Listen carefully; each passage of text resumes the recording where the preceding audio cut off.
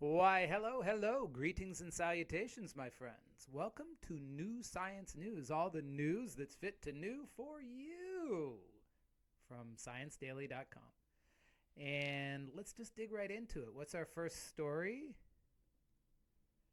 Octopus arms have segmented nervous systems to power extraordinary movements. And just to summarize this research from the University of Chicago, essentially, each one of their arms has a separate notochord or nerve cord, and those nerve cords are deeply segmented, which allows them incredible control over not just their 8 arms separately, but each individual sucker. And those suckers are taste detectors, they're motion detectors, they're senses, they can sense touch. They're really, really intricate little things. And so if you think about the octopus, it's kind of interesting to think about, but the octopus is more like a worm than us. What do I mean? It doesn't really have a skeleton. It's a soft-bodied creature. So that means that every part is equally as important as every other part when it comes to detecting and understanding the world. And when I thought about this, it reminded me of the homunculus. Now, if you've never heard of the sensory homunculus, let me show you. Oh, that's a little bit creepy, isn't it? And check this notes for the credits for this photo. This is a picture on the left, a sensory model, on the right, a motor model, and they showed that if the human body, if our different parts were as big as they should be based on the number of neurons present, or to put it another way, if we evened out the neuron density in the body, making our different organs that had more neurons bigger, then we'd have giant hands, giant lips, giant mouth, giant tongue, and because that's where all the nerves are, whether it's motor nerves to move or sensory neurons to sense. But if you think about an octopus, they don't have any part of the body that's more important than any other part of the body. So I would argue the octopus homunculus would look like an octopus with no distortions on the body angles or anything else like that. So, what's our next story? Do parents really have a favorite child? And I'm a child. I don't have kids, but I am a child. And I'm the youngest child. And this 100% rings true to me, this research from Brigham Young University. And essentially what they're saying is that younger children receive more favorable treatment while older siblings are granted more autonomy and parents are less controlling for them as they grow up. I guess what do we do? File that under stuff I already knew, but it's interesting to have confirmed through scientific research. I'm not sure. What do you think? You can tell me in the comments below, but it does seem very interesting. Is that your experience within your family? Definitely mine. Definitely, definitely mine. Okay, wonder what the next story is. Violence on TV. What happens to children who watch? And this is from the University of Montreal, or Université de Montréal. And what did we learn? Boys that are exposed to violent screen content in their preschool years became antisocial and violent themselves in later decades, or were more likely to become that. And is this another one we file under the I think I already knew this, but it's nice to have it confirmed category? But it's something to be concerned about. There is so much violence in video games. Crap, even Roblox, you can do it as a first-person shooter.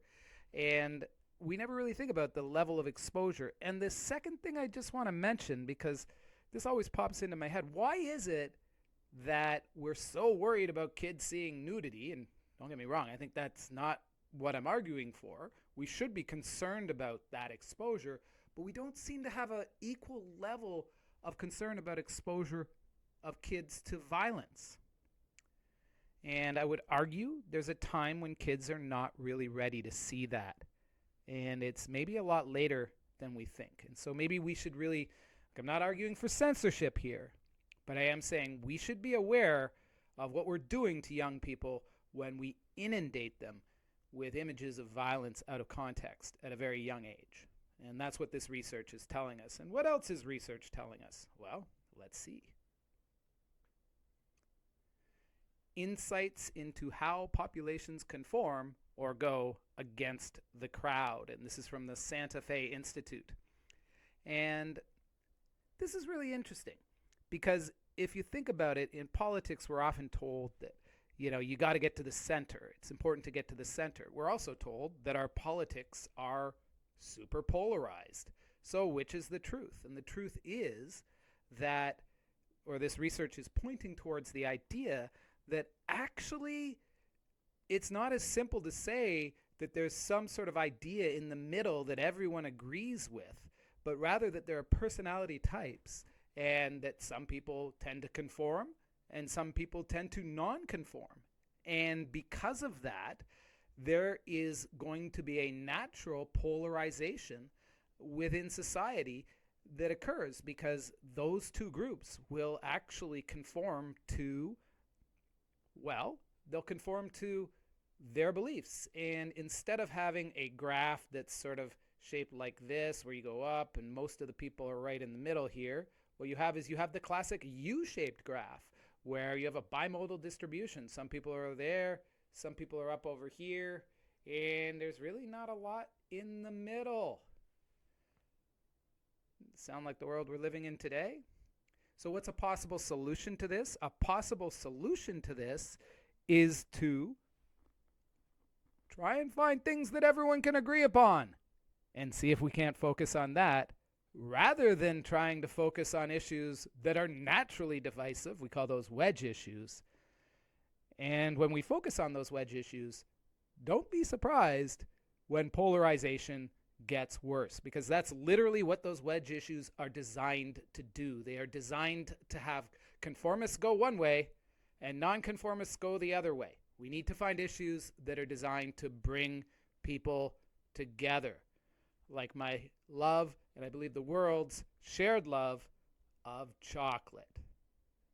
Okay, that was a little silly on a serious issue, but come on, we all love chocolate. Can't we agree? All right. Next question. Not next question, next story. A new research program is indigenizing artificial intelligence, and this is coming from Concordia University. And essentially what they're looking at is the idea that AI has been trained in systems that are colonial with their values. You could say they're capitalistic. You could describe a lot of ways about them, but you might argue that they represent a viewpoint which was not necessarily shared by the indigenous peoples who lost their land to the groups who had these ideas. So I guess I'm kind of delicately talking around this. What I'm trying to say is that there was a set of ideas that was lost, or should I say downgraded, or should I say ignored, that could have been encapsulated in what was known as the indigenous critique. I'd encourage you to read a book called The Dawn of Everything to learn more about that.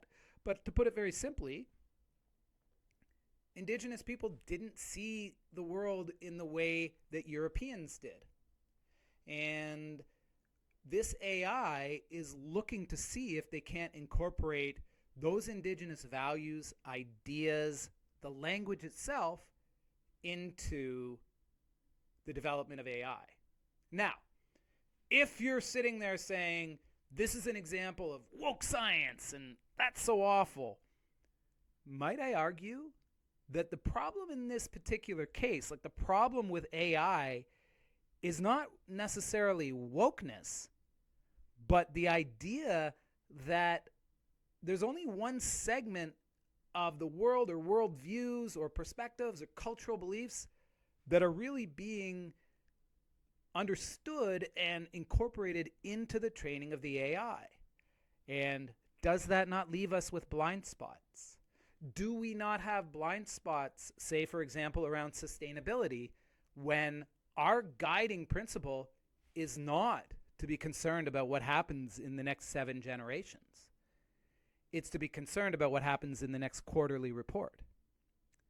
So I'm going to make the argument that this is not wokeness, but rather going back to that idea that you have polar views, you have polar opposites. So maybe we just bring in to the training of the AI different viewpoints and come out with an AI with a more holistic understanding of the worlds and the possibilities of what it is to be human.